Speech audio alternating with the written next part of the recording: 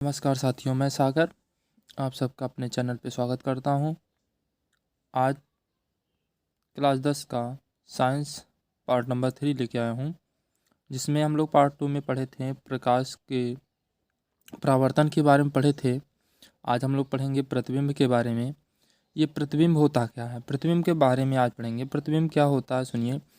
यदि प्रकाश की किरण किसी वस्तु के यदि प्रकाश की किरण वस्तु के किसी बिंदु से चलकर परावर्तन के पश्चात किसी दूसरे बिंदु पर जाकर मिलती है अथवा किसी दूसरे बिंदु से आती हुई प्रतीत होती है, तो इस दूसरे बिंदु को पहले बिंदु का प्रतिबिंब कहते हैं।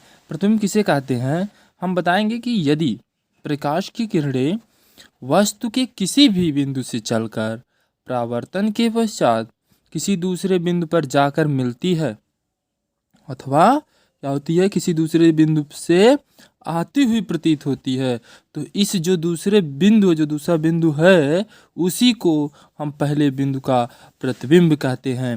प्रतिबिंब दो प्रकार के होते हैं। प्रतिबिंब कितने प्रकार के होते हैं? तो प्रतिबिंब दो प्रकार के होते हैं। पहला होता है वास्तविक प्रतिबिंब।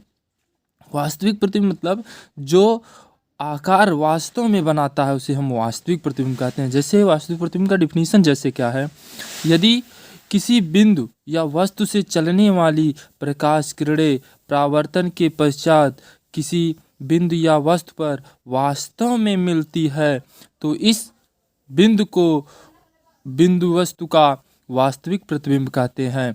यह प्रतिबिंब उल्टा होता है और तथा इसे पर्दे पर प्राप्त किया जा सकता है। वास्तविक प्रतिबिंब किसे कहते हैं? यदि किसी बिंदु या वस्तु से चलने वाली प्रकाश किरणें परावर्तन के पश्चात किसी दूसरे बिंदु पर वास्तव में जाकर मिलती है, तो उस दूसरे बिंदु को उस वस्तु या बिंदु का वास्तविक प्रतिबिंब कहते हैं। ये प्रतिबिंब उल्टे होते हैं तथा इन्हें हम पर्दे पर प्राप्त कर सकते हैं।